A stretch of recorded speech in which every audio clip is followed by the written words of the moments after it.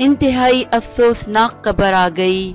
अस्पताल में ज़ेरे इलाज मारूफ अदाकार इंतकाल कर गए हैं।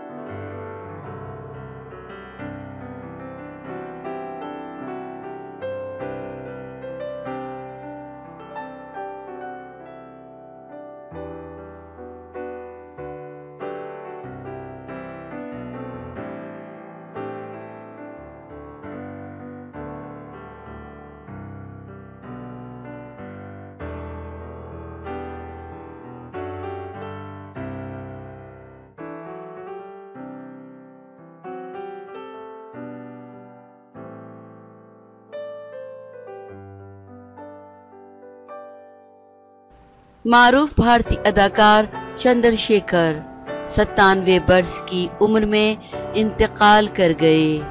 भारतीय मीडिया रिपोर्ट्स के मुताबिक अदाकार चंद्रशेखर आज सुबह अपने घर पर इंतकाल कर गए।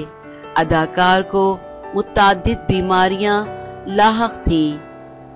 इन्हें चंद रोज कबल ही अस्पताल में मुंतकिल किया गया था। चंद्रशेखर ने सोगवारान में 2 बेटों और 1 बेटी को छोड़ा है। अदाकार ने 250 से ज़ायद फिल्मों और टीवी शोज में काम किया। अदाकार ने फिल्म सुरंग, बसंत बहार, काली टोपी और लाल रुमाल में काम किया।